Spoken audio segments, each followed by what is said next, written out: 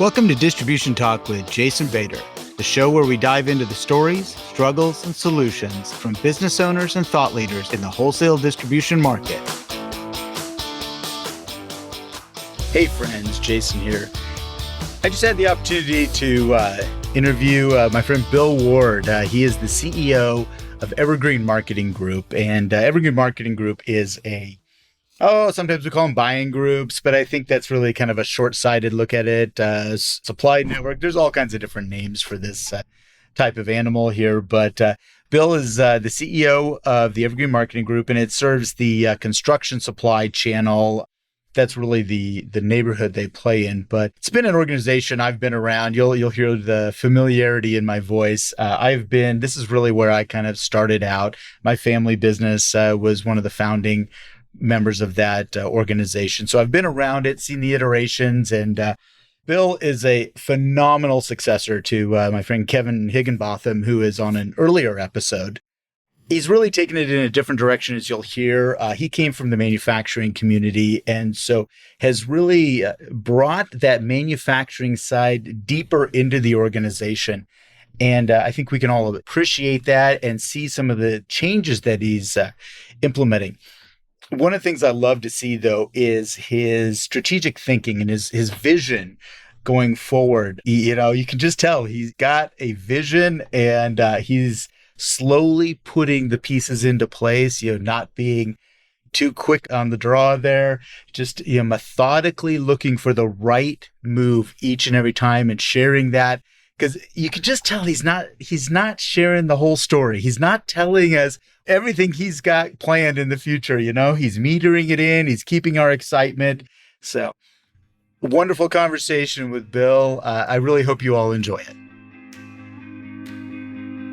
This episode is brought to you by my friends at Moblico. Your customers and employees spend 30% of their waking day on their mobile devices. From custom mobile apps to robust mobile messaging solutions, Moblico provides the most comprehensive end-to-end of mobile communication and outbound marketing solution to the wholesale distribution industry. In a recent conversation with someone using their Beacon technology, she described sending an instant request for a Google review after someone visited the showroom. Even better, what do you want to tell customers when they enter that showroom? This is the power of mobile communication. If you've been curious about how mobile technology can help your company or are looking to upgrade your current solution, check out what Moblico has to offer at www.moblicosolutions.com. That's MOBLICO solutions.com. And be sure to let them know you heard about them on the Distribution Talk podcast.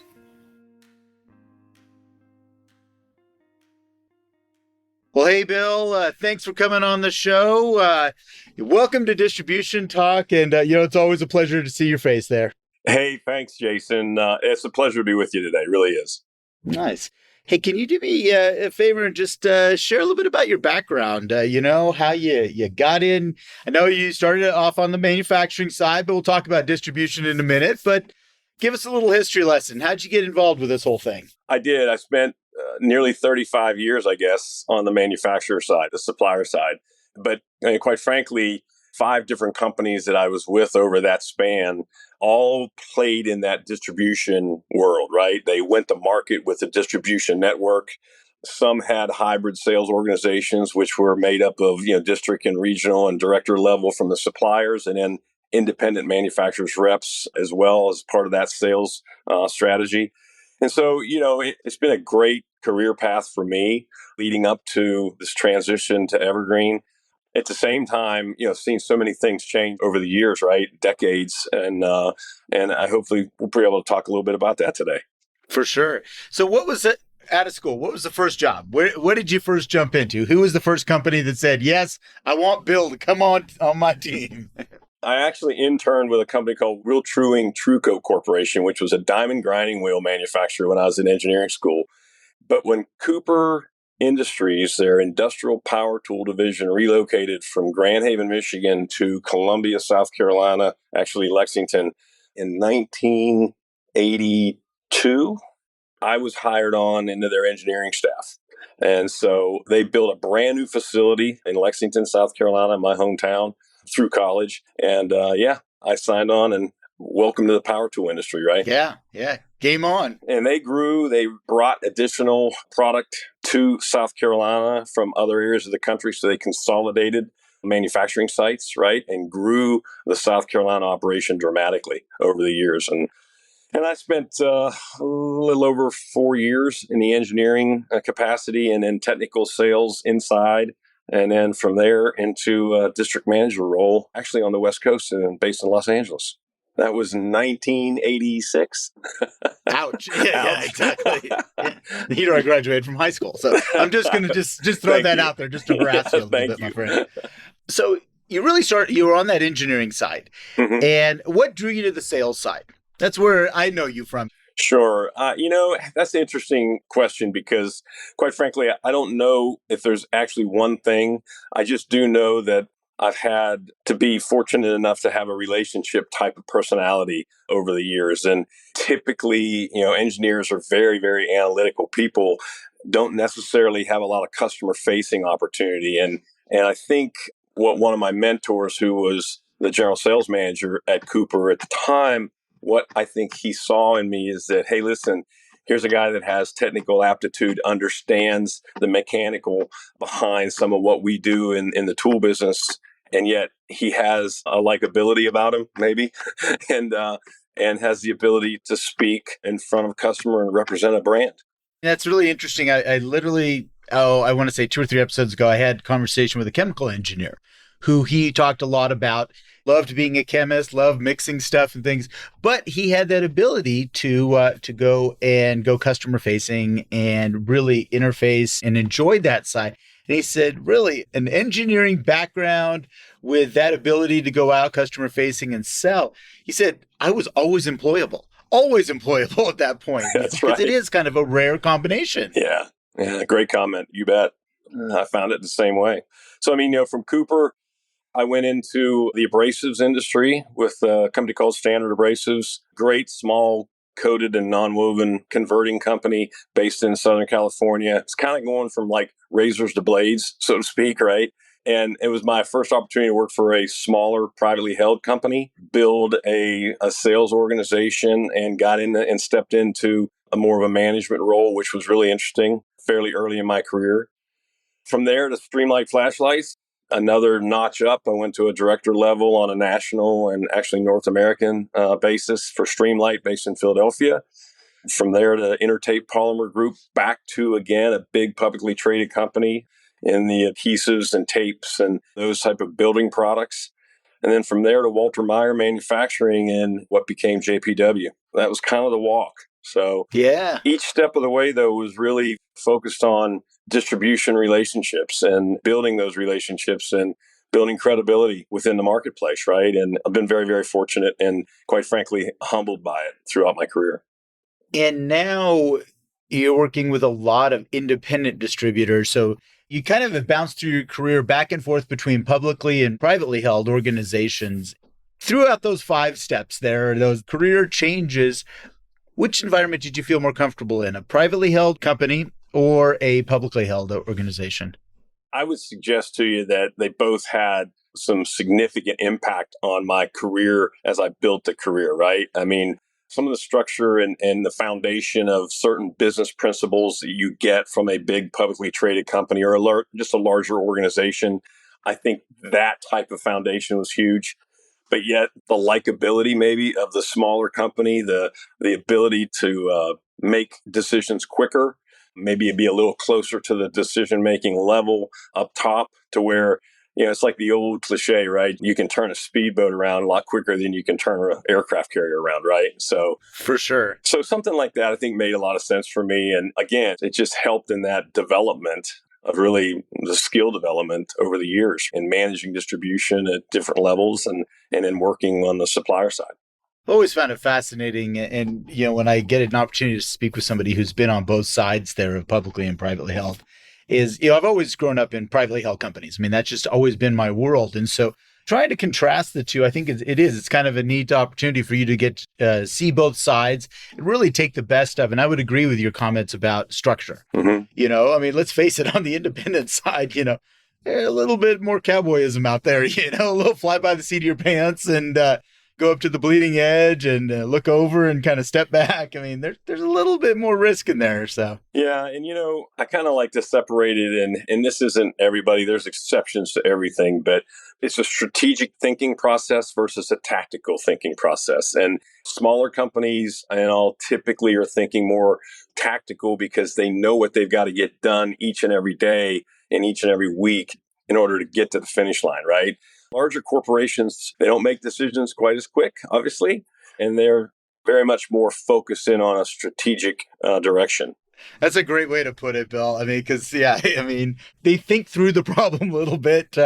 Independents just kind of bowl their way through it and hope for the best sometimes. Yeah. And so, Yeah, gotcha. exactly. So, And you see it every day. So, speaking of, you had this great opportunity over your career to really look at some of a lot of different independent distributors, and a couple different channels as well. What are some of the big observations? What were you seeing a lot of early on? What were you seeing? What made the good ones successful? What ones didn't? What was the more difficult?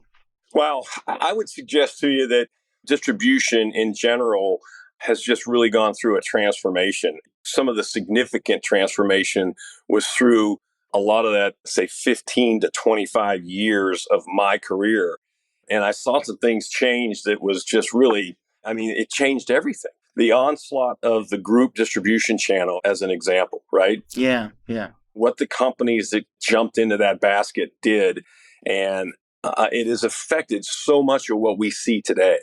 And so what I've seen is, the whole battle of independent distribution wanting to be a bigger number because it's a bigger power. And back in the day, you go 20 years back or more, and you were competing against a handful or less of national prominent players. And we know who they are. Sure. So the independents saw an opportunity to grow by numbers. And so thus affiliated distributors came along. Right. I think initially in the electrical space, right? And then moving into industrial. And then they've got a number of different verticals now that they touch. And certainly they're very strong and well-run company. And then you have others. And, certainly Evergreen is a cooperative of independent distribution companies. Each one of our members is an owner. That's a different model as well. The way in which they handle their business versus others, we are all just a little bit different.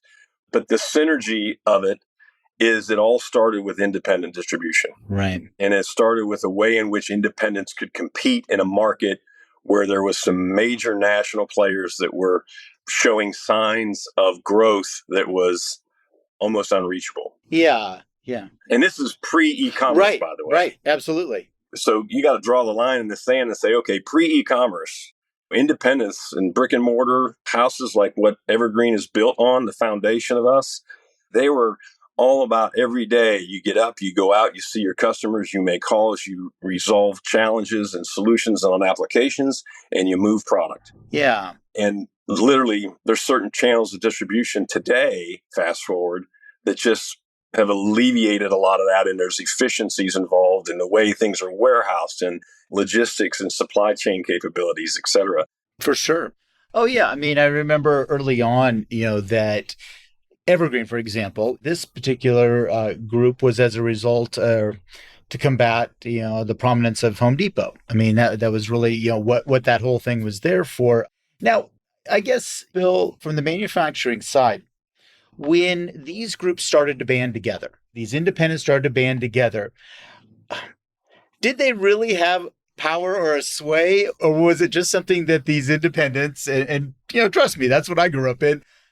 Did we just kind of conjure this up in our head that we had power, or did the manufacturers actually say, hey, wait a minute, this is something that we really need to recognize and do something different about? Well, yeah, the power was absolutely there. And let me tell you why. At least in my opinion, the power is because of the amount of revenue they represented to our supplier partners. And so to this day, today, the independents roll up nearly 70% of our market revenue, right? The national levels and the major e-commerce players are in that 30% range. So it's still staggeringly independent distribution makeup across the country. But we're talking years, you go back 2.5 decades and those numbers were, it wasn't even a fair fight. And so big box And the national players really, I think, is what got the attention of the independents. And then the whole model around creating a group distribution company and rolling up independents, it gave them, again, a sense of power and a sense of security, a little bit of a security blanket when you band together like that. I mean, it's just been a very, very successful platform. And I think you're right. This was an opportunity to band together without having to share a stock certificate. That's it. Because let's face it, the founding members of not only Evergreen, but all of these groups, independent with a capital I, they barely could figure out how to meet in the same place. It was actually no small feat to bring people to where they would say, okay, we are going to put our buying power behind a few brands, and that's how we're going to move the needle. It's a pretty bold thought and a bold idea. 2023 is Evergreen's 34th year in business. Pretty amazing when you think about it. 1989 started with 6 founding members, and where we are today, and it's really pretty amazing. It really is. We're really excited about the way things are transitioning. Obviously, as you know, Kevin Higginbotham was the CEO here for 26 years and really made his mark in this industry. And I remember working with Kevin from the supplier side with a couple different companies because we really enjoyed relationship through Evergreen and the business that we did together, et cetera. So when you look at the transition into distribution, from that supplier background, I think it was, quite frankly, a lot easier than maybe a lot of people would think. And the reason for it is because I wasn't working for companies that had a direct sales organization that's where their focus was. We had distribution as truly an anchor of how we went to market, right, to the end user. And our distribution partners were just that. They were partners on a daily basis and were very successful at it. And so I think that's what brings us to Evergreen and how they've differentiated themselves over the years, certainly, with just the most robust training and education platform in our space. For sure. There really isn't anybody that comes close to it. And, it's what excites me. It's one of the reasons why I even raised my hand and said, there's a couple really, really pretty amazing jobs in this space over the span of my career.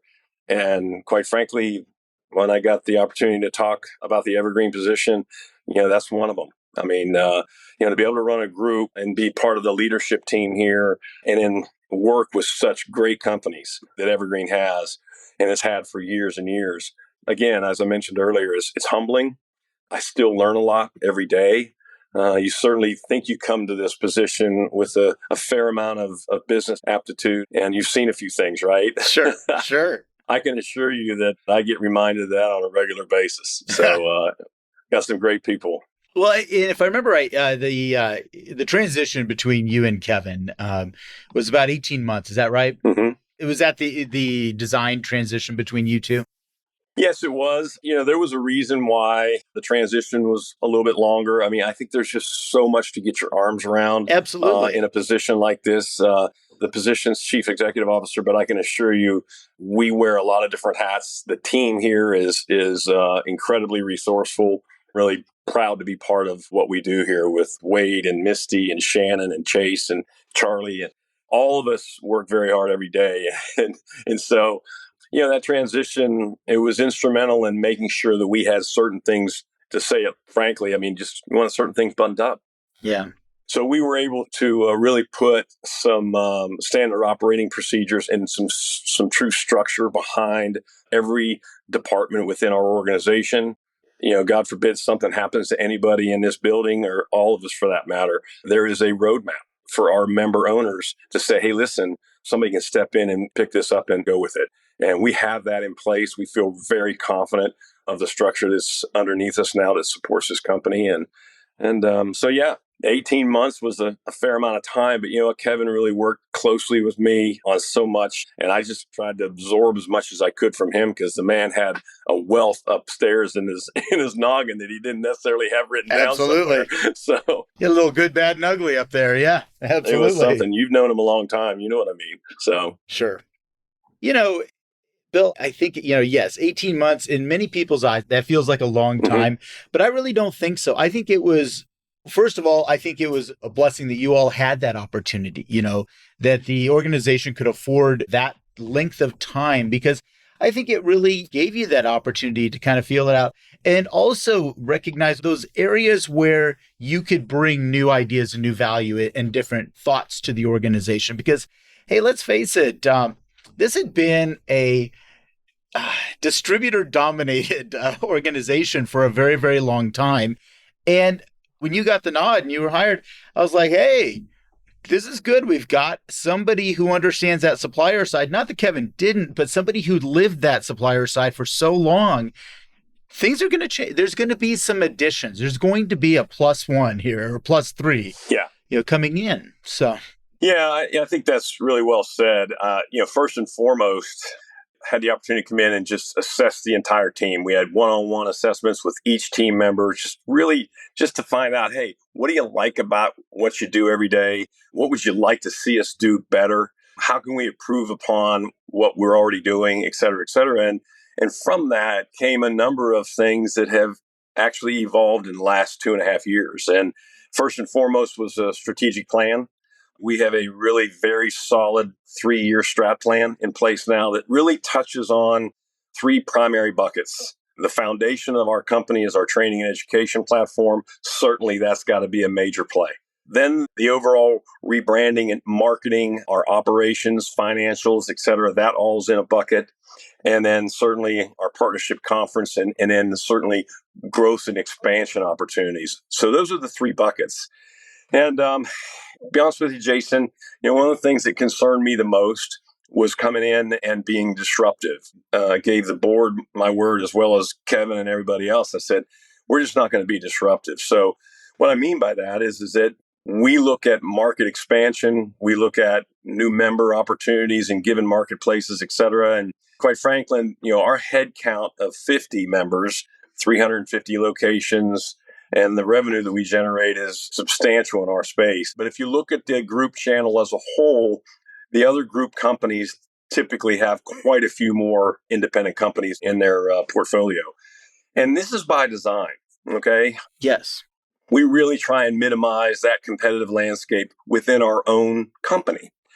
At the same time, I look at the supplier network and we have guardrails around how many suppliers in a given product category that we take on. And we feel like we have the best of the best. We typically look at the 2 best preferred suppliers in a given product category, and that's where we stand. And we've moved outside of that a little bit. Some of that has to do with just companies acquiring other companies and enabling them into some product categories maybe you didn't expect or you didn't have 10 years back or what have you. But that's just progress, right? And we managed through that. And I think we've managed through that really well. And to your point earlier, coming from that supplier background, I do have a lot of really solid relationships on the supplier side, many of which I knew personally prior to coming to Evergreen. And it's given me an opportunity to be able to build that relationship even further and work through some of any of the challenges that may come up.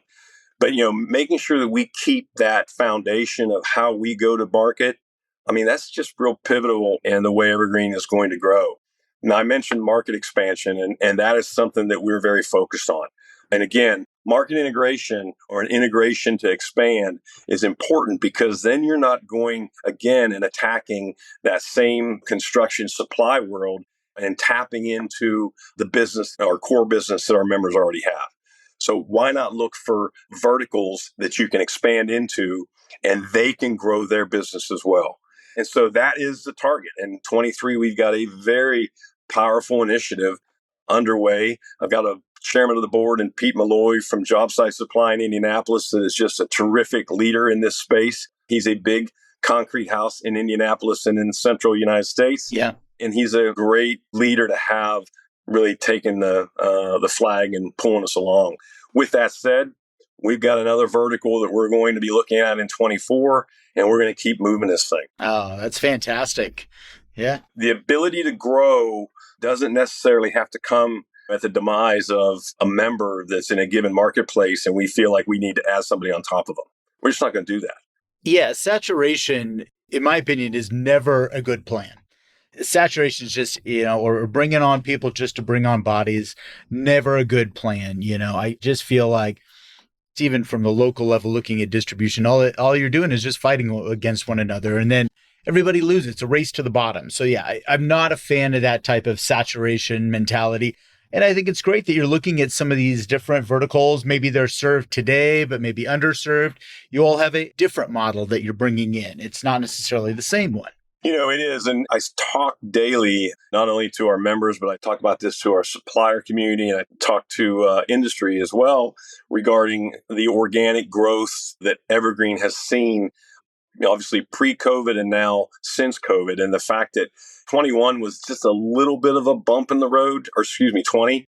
And 21 and 22 has been just really exceptional years where we measure everything up against what we feel is the industry that we're in and STAFTA, all those markets, right? We measure up against where STAFTA's growth numbers are, and we are pushing 2 to 2.5x where STAFTA is in the last 2 years. And quite frankly, here at Evergreen, we're all very proud of that because we're doing it organically. Yes, we've had a couple new members in the last 2 years, but we're not relying on acquisition growth. And I can assure you, not everybody can say that. Acquisition growth is a major growth and expansion priority of some of the other companies. And again, I think it's disruptive, but that's my opinion. I know which direction we're going to go here at Evergreen, and we're going to be very deliberate with the way we handle that. Before we get into some of that, I guess maybe conflict might be a little bit strong a word again, between associations and groups. But before we get into that, I want to go back to these buckets here for a moment, if I could here. And of course, I'm going to go out of order here, but looking at the rebranding effort now, remind me what the new name is going to be, or have you announced that yet? We haven't announced it officially. The soft announcement is out to our board as well as our member owners, but yes, we're going to evolve from Evergreen Marketing Group to Evergreen Supply Network as of March 1st. And there will be an official press release going out, but it's actually threefold. There's a number of things happening. We're going to announce all at the same time. The branding is a big deal. I mean, our brand and the logo, the font, and everything about it has been in place since 1995 and hasn't really been a lot of revision to it. So we're not going to change the brand mark, but we are going to change the font and the look. And then we're going from, again, marketing group to supply network. And we really feel that that is a much better description of a independent distribution company. I really didn't feel like we had that with marketing group. It was kind of hard to define, but I think supply network will really help us there. Bill, I've been trying to define marketing group for the longest time. Every market, well, it's a marketing group, and that's a hard one. But if you can talk about a supply network, it makes our job a whole lot easier when we have to define and tell, oh, this is what this group does. So, no, that's fantastic. I agree with you 100%, Jason. And then it's certainly announcing the new website. March 1st, we will launch a brand new website. Our website really hasn't been touched in, I'm going to say 7 years. Okay. And so when you think of technology evolving on an annual basis, I just feel like it was way overdue. And quite frankly, our website, very effective, a lot of information. Our members and supplier partners use it every day. However, the look and feel, the ease of navigation, all that needed to be better. And so that's what we've focused on. So we're really excited about it. We're going to be introducing it March 1st. That's part of the big announcement as well. And again, it's just another huge commitment on behalf of our member shareholders and investing in this company. The third component of that announcement will be our building renovation. And the fact that our building renovation has been completed. We actually moved back into the offices side 2 weeks ago. I can't tell you how excited our team is to be in a building that's got a new look, new feel. I mean, from the floor to the ceiling, it's brand new. And again, this was another major investment on behalf of our members at Evergreen. We have a 17,000 square foot facility here. It's been here for 20 plus years. We own it. And so, it was a great idea to go ahead and step back and say, hey, listen, if we're going to consider ourselves best in class in training and education in our space, then our facilities need to reflect that. And I can assure you today, they do. Our AV system in our training center is top notch. I mean, it is the best of the best in equipment and sound and visual, et cetera. And now our office space, right up to all the bathroom, everything. Everything has been completely redone, and we're just thrilled about it. That's great. And, I've spent a lot of time in the building, over the years and whatnot. And, I thought that, frankly, the training center, both in that hands on demonstration area and inside in the classroom area, were very strong, very solid. Some of the best places I've taught. But now I'm looking forward to seeing what you all have done. And, speaking of that education side here, I want to just jump on that. I know that you have this amazing new initiative that I've really kind of enjoyed watching the development of that. So, could you tell us a little bit about that? The ELA program, which is the Evergreen Executive Leadership Academy. We launched it last week. Really excited about it. It is the fourth certification platform for Evergreen now to join hands with tool specialist certification, operations specialists, and safety specialists. Jason, all told, we've got nearly 700 employees within Evergreen that have some one or more certifications. Some have upwards of 11 certifications. And so, again, this whole training education and now professional development platform is just it is in our crosshairs. It's what we do, and it's clearly how we differentiate ourselves. The ELA program is really a focus around succession planning and developing future business leaders. And certainly that's something that's going around to the industry associations. Everybody's trying to tap into that. And we felt like, hey, listen, this is an opportunity for us because professional development's got so much runway. And so there's four components. It's a great program. Last week we started with the sales and marketing and strategic planning component. We've got an HR component, a finance component, and an operational excellence component. Have four of the best consulting teams that you could possibly have in our space. They clearly understand our industry. They've been working with us for years, and that was just a huge plus. We also, which is, I think, very much a caveat to this whole platform, is that we've included not only our members, but our preferred suppliers and our independent reps. So each class taps out at 25. We had 18 member attending. We had 5 supplier partners and 2 independent reps. And so the mind share of those 3 types of companies and skill was just huge last week. It was amazing. And I took the opportunity to plop myself right into the class with them. So I told Wade about 2 months ago, I said, hey, by the way, can you take one more? Let me get in the class as well. And he said, absolutely. So it was a great week. It really was. Oh, that's fantastic. And I really do appreciate the inclusion of the associate side, the supplier and the rep side, just because, sometimes they get overlooked in all distributor type organizations. They tend to be overlooked. And yeah, I'm like, hey guys, they're the ones paying the bills here. So come on now, they're footing the bill. Maybe we should include them on the opportunities for education as well. So now I'm really glad that you all did that. Right. And even segue into touching on the partnership conference and how we've shifted it from the spring to the fall, starting this year in 23.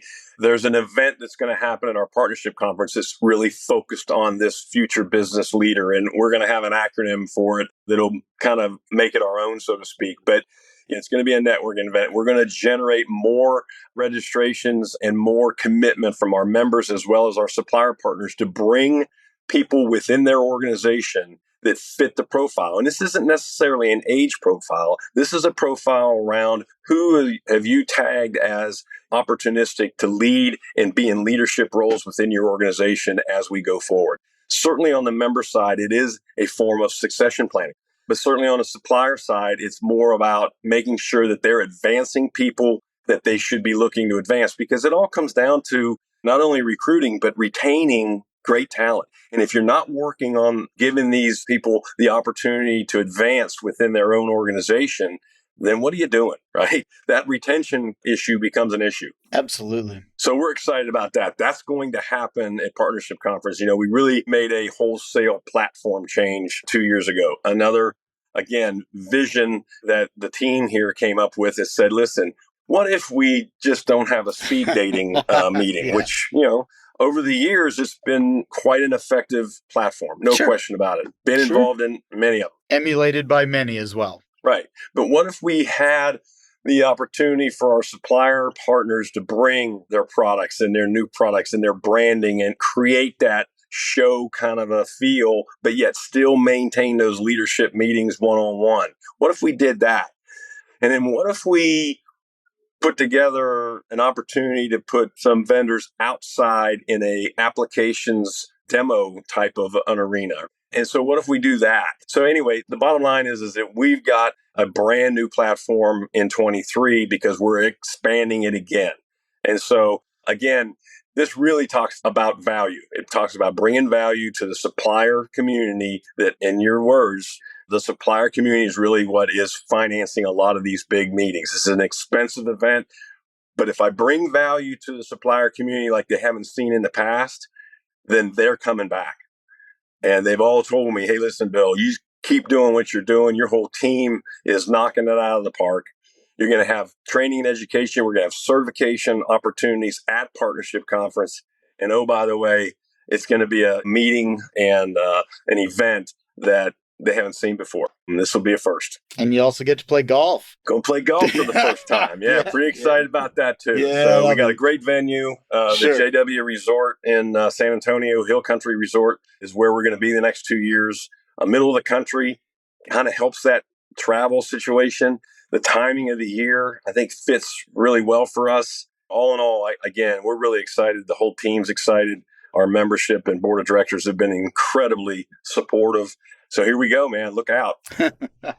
So, Bill, before I let you go, I want to touch on one last area here. Sure. And it's really kind of the differences between groups like Evergreen, whether we want to call them marketing groups, networks, or cooperative, whatever we want to call groups like Evergreen, and the traditional trade association that has, traditionally, they had the trade show, they had the golf event, they had the social side. Right. It just appears to me from an outsider that the groups are starting to take on some of the roles that would traditionally have been held by that association. Are you seeing the same thing?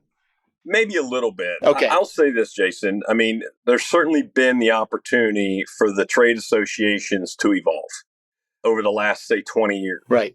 All this was happening on the distribution side, the different channels of distribution now, which that number is great. But on the association side, there was an opportunity to kind of take that lead on, say, training and education, professional development. And there's been some of that, right? There's been a little bit of it. But I don't know that the focus has been there maybe like the overall membership has expected or maybe would anticipate. And so at the end of the day, I still feel that the biggest challenge that the associations have today is making sure that they're creating that same value mechanism to get the suppliers to embrace it. And what I've seen is, and it's tough because I remember the Industrial Supply Association, there was multiple events a year. Then it ended up being a spring and a fall. And now it's just one. And I mean, the erosion of what happened there, it's a head scratcher because you're just sitting there going, what happened here? Right. And why did this happen? And I believe wholeheartedly that it is all about value creation. Yeah. And I think our supplier partners want to be able to do multiple things, and they are willing to give all they got in order to create that takeaway that says, holy smokes, every person in that building was a customer of ours or a potential customer of ours, right? And look what we were able to do and how many touches we got in a 2.5-day event. And that, associations, I think they need to maybe better understand how to put a platform like this together. And I don't know that's on the horizon yet. I can't speak to it.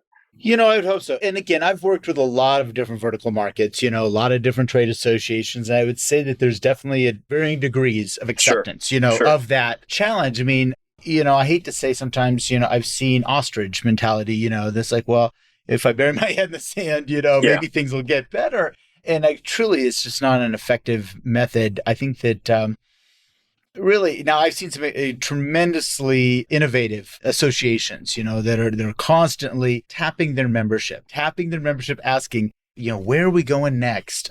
What are the big challenges that you all need to face?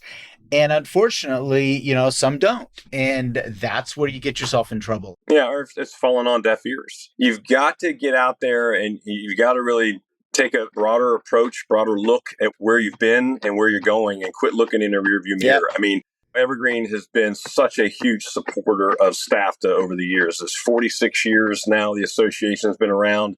The last thing that our members want to see is staff to either continue to evaporate or just, erode on a slow Yeah. burn. I mean, I really would love to see staff to come back strong, but I think there's going to have to be a platform evaluation and then maybe some changes coming. Agreed. No, absolutely agreed. And I've spoken with other groups as well, and groups, leadership. And look, nobody wants the erosion of staff debt. Nobody wants that. That is the binding force that brings that particular vertical all together, this whole thing together. And I think you and other leaders of these groups will raise your hand and say, hey, what do you want us to do to help you? Because we don't want to see this go. And I think there's enough people out there that want to raise their hand and say, hey, what can we do to help? But anyway, that's for another day.